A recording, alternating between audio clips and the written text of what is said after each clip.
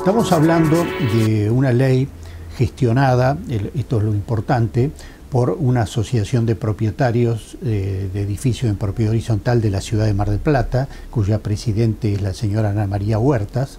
Esto tuvo un tránsito de aproximadamente 10-12 años, hasta que finalmente se promulga la ley 14.701 y recientemente el decreto reglamentario 1734. La estructura de esta ley, que es una ley defensora de los derechos de los consorcistas, es la obligación de registrarse. En estos momentos esa obligación de registrarse se cumple todo por internet, por supuesto, pero el control está en la Dirección de Personas Jurídicas, que es un organismo que está dentro del Consejo Profesional de Ciencias Económicas en la ciudad de Mar del Plata concretamente. Algunas de las cosas muy importantes que contiene esta ley, que fue acompañada políticamente por el diputado Manino Iriar y a posteriori por otra diputada,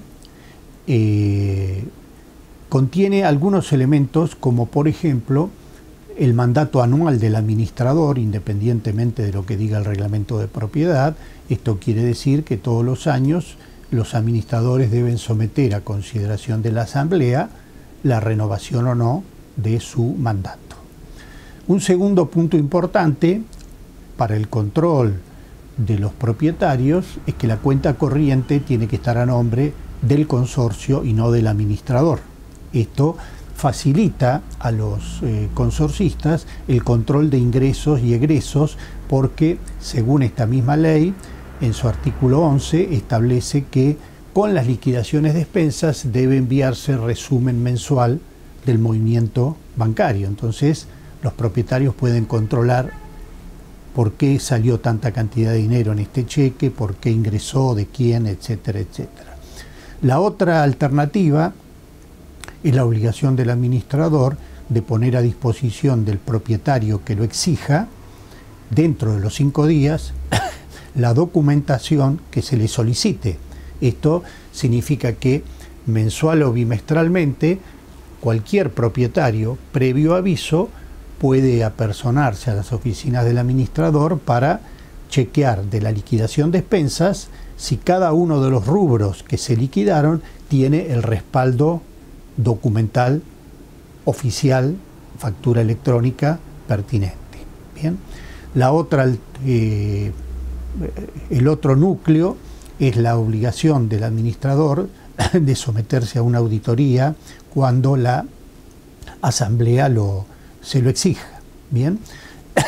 Son, reitero, determinados núcleos que vienen complementados ahora a partir del decreto 1734 de noviembre del 2022, con todo un canal de posibilidades de denuncia, ofrecimiento de prueba, para que los propietarios que consideren que su administrador no está cumpliendo debidamente con esta ley puedan denunciar.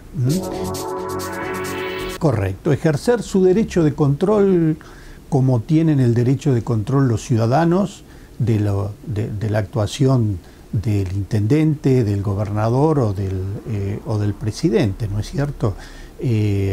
Antes de la vigencia de esta ley, algunas administraciones impedían el acceso de los propietarios a que vean la documentación respaldatoria, por ejemplo. Las cuentas corrientes estaban a nombre propio del administrador, entonces con el volumen de edificios que administraban nunca se podía saber del flujo de fondos que correspondía a un consorcio y que correspondía a los otros 50 que estaban administrando. O sea, es una ley positiva y además lo que establece en uno de los artículos, el decreto reglamentario menciona la ley 13.133, que es la ley del procedimiento de defensa del consumidor de la provincia de Buenos Aires, con lo cual nos está diciendo algo que nosotros ya habíamos conseguido judicialmente, que se considere la relación del administrador con los propietarios como relación de consumo. Y esta relación de consumo potencia los derechos de los consorcistas, porque estamos hablando del vínculo con las leyes de defensa del consumidor, 24.240, 26.361 y 13.133. Antonio, aprovecho los últimos minutitos de la nota para meternos un poco en la coyuntura en la que estamos, aumentos exponenciales de todos los productos, suba del dólar, devaluación. ¿Cómo impacta eso en la actividad? ¿Cómo está el cobro de lo que son las expensas? El consorcio es un país en pequeño, correcto, no es ajeno ni a todas las posibilidades extrañas que existen en la política, ni por supuesto es ajeno a ninguna de las movidas económicas que existen. O sea que partamos de la base que estamos en un país en pequeño que recibe lo bueno, lo malo de los políticos, lo bueno de los políticos y lo malo de la economía. O sea, acá hay un vaso comunicante que hace que por supuesto las expensas vayan a aumentar y la situación muchas veces se complica porque hay obras muy costosas.